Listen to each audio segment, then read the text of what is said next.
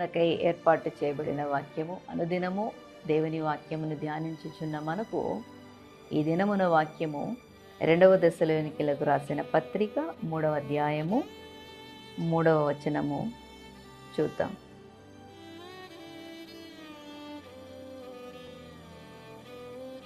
అయితే ప్రభు నమ్మదగినవాడు, ఆయన మిమ్మను స్థిరపరిచి దుష్టత్వము నుండి కాపాడును. చిన్న ప్రార్థన. మహాపరిశుద్ధుడవు, మహోన్నతుడవు, సర్వశక్తిమంతుడవు, సర్వాధికారివి ప్రభువ, ఈ దినమున నీ వాక్యమును ధ్యానించుచు ఉన్నప్పుడు నీ సహాయమును అనుగ్రహించి కృపను తోడుగా ఉంచి మమ్మలను నడిపించుచున్న మా ప్రభువ మీకు వందనాలు. దినమంతయు నీ మెండైన దీవెనలు మీరు మాకు అనుగ్రహించి నీవే మహిమ పొందవలసినదిగా యేసునామములో అడుగుచూ ఉన్నాను పరమ తండ్రి, నీకు వందనాలు. స్తోత్రం ప్రభువ, ఆమేన్. ఈ దినమున వాక్యము, అయితే ప్రభువు నమ్మదగినవాడు, ఆయన మిమ్మను స్థిరపరిచి దుష్టత్వము నుండి కాపాడును. ఇక్కడ అపోస్తలుడైన పౌలు గారు చెబుతున్నారు వాక్యము యొక్క ప్రత్యేకతను, ప్రభు వాక్యమును స్థిరపరచుట, ఉండవలసిన విశ్వాసమును గురించి ఇక్కడ మాట్లాడుతున్నాడు. మనుషులకు విశ్వాసము లేదు అని ఇక్కడ మనము పై వచనాల్లో చూస్తూ ఉన్నాము. అయితే దేవుని యందు విశ్వాసం కలిగి ఉండాలి అని ఇక్కడ పౌలు గారు మనకి చెబుతూ ఉన్నాడు. అన్ని సమయాల్లో దేవుని యందు విశ్వాసం కలిగి ముందుకు నడవాలని ఇక్కడ ఈ వాక్యంలో మనం చూస్తున్నాం. ఈ విశ్వాసం నడకలో అనేకమైన దుష్టత్వాలు, దుష్ట క్రియల నుంచి మనల్ని కాపాడే దేవుడు ప్రభు అయిన యేసుక్రీస్తు వారై ఉన్నారు. కనుక మనము ఈ వాక్యము ద్వారా తెలుసుకుంటున్నది, దుష్టత్వము నుండి కాపాడే దేవుడు మన ప్రభు అయిన యేసుక్రీస్తు వారై ఉన్నారు. ఏమిటా దుష్టత్వము? ఎందుకు ఇక్కడ మనము ఈ మాటను ధ్యానించుచున్నామంటే, మనము జీవించుచున్న లోకములో, మానవ లోకములో క్రీస్తును కలిగి జీవించేటప్పుడు అనేకమైన వాటిని, అంటే లోక ఆశలను విడిచిపెట్టి నడిచే విధముగా ఉండాలని మన లేఖనాలు మనకు చెబుతూ ఉన్నాయి.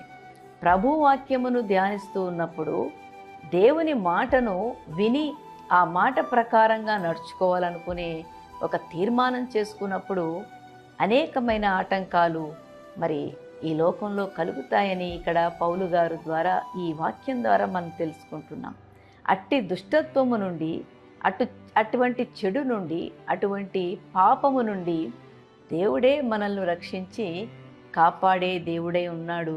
గనుకనే యేసుక్రీస్తు వారు ఈ లోకానికి రక్షకుడు అయి ఉండి మన కొరకు ఈ లోకానికి వచ్చారు. మన పాపముల నిమిత్తం అన్నిటినీ ఆయన సిలువలో భరించి త్యాగం చేసిన దేవుడై ఉన్నాడు. మనకు విమోచన కలుగ చేసిన దేవుడై ఉన్నాడు. కనుక దుష్టత్వము నుండి మిమ్మలను తప్పించి స్థిరపరిచి కాపాడుతానంటున్నాడు. ఇక్కడ ఈయన ఒక మంచి మాటను, పౌలు గారు ఒక గొప్ప మాటను, ప్రభు అయిన యేసుక్రీస్తు ద్వారా పలికిన మాటను స్థిరపరిచి మిమ్మల్ని కాపాడుతానంటున్నాడు. ఇక్కడ స్థిరపరచడం అంటే దేవునిలో స్థిరపరచబడినప్పుడు దేని గురించి కూడా మరి అడక్కర్లేదు, అలాగే బాధపడవక్కర్లేదు. ప్రతీదీ మీ చింత యావత్తు కూడా దేవునిపై మీరు మోపి, మీరు దేవుని వాక్యాన్ని అనుసరించి విడవవలసిన వాటిని విడిచిపెట్టి దేవుని సన్నిధానములో దేవుని కొరకు నిలబడి, దేవుని కొరకు మరి ఆయన కొరకు మనం ఎప్పుడైతే మరి విశ్వాసముతో దేవుని మనం ఎదురు చూచి దేవుని వాక్యంలో కనుగొంటామో, ఆ ప్రకారంగా దేవుడు అన్నిటినీ సమకూర్చి, అన్నిటినీ సరిచేసి, అన్నిటినీ ఆయన మరి కృప చూపించే దేవుడై ఉన్నాడని ఈ వాక్యం ద్వారా తెలియపరుస్తుంది. కింద వచనాలకు వచ్చినప్పుడు, మిమ్మును గూర్చి నమ్మకము కలిగి ఉన్నాము అని, ప్రభువునందు ఎవరైతే ఉన్నారో సంఘాలుగా ఉన్న వారందరము కూడా మనందరం ప్రభు యందు ఉన్నాము గనుక, ప్రభువునందు ఉన్నాము గనుక మిమ్మును గురించి నేను సంతోషిస్తున్నానని ఇక్కడ పౌలు గారు చెప్తున్నాడు.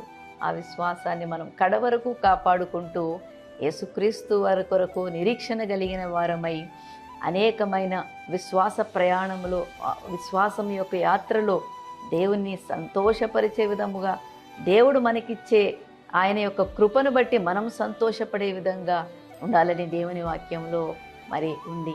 ఈ వాక్యాన్ని మనం ధ్యానించినందుకు దేవాది దేవునికి స్తోత్రాలు, స్తుతులు చెల్లిస్తున్నాం. దేవుడి పరిశుద్ధ వాక్యాన్ని దీవించునుగాక. Thank you.